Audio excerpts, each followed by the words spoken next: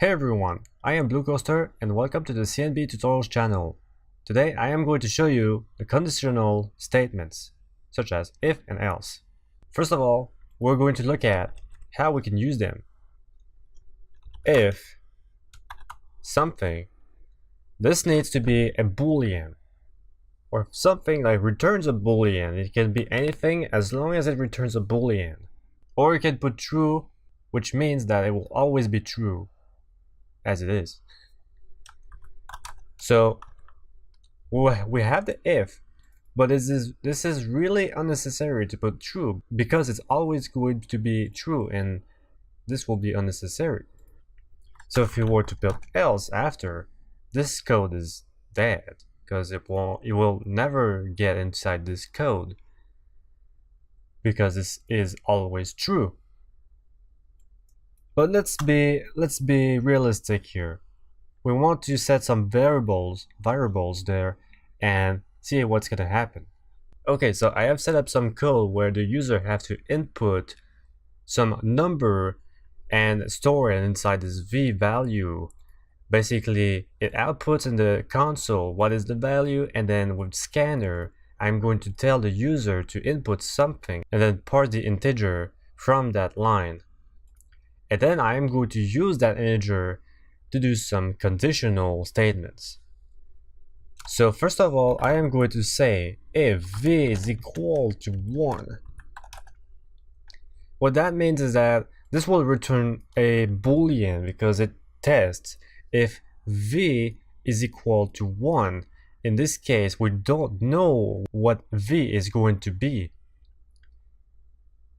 In this case, if the user puts 1 inside the v value in the console, then this will be true because 1, which is v, equals 1.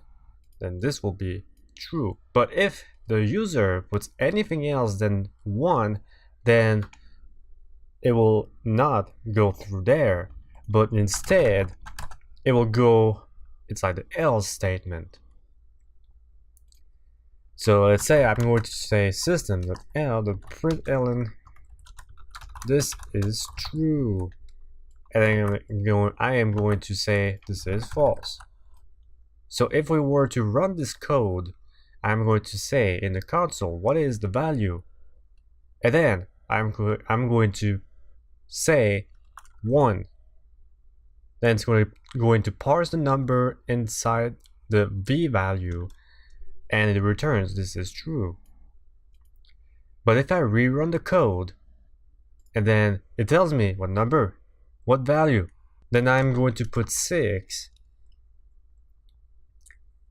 then it enter, and then this is false because this is not 1, and I tell the code that it needs to be 1 to be true.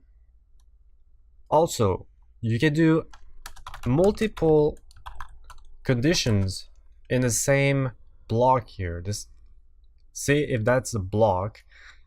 Let's say this is a block, and you can put multiple conditions in a single block like that. So you can have like v equals 2, and you have like, you can put a lot of them. You can put infinite amount of else ifs. But it needs to start with the if and end with the else. You don't need that. You don't need the else if you have nothing to put inside of it. If you have nothing inside of it, if you don't use it, there's nothing. Nothing. If there's nothing, you can remove it and it will still work. Same for these blocks. You can remove them. But just saying that you can make a lot of those after the if.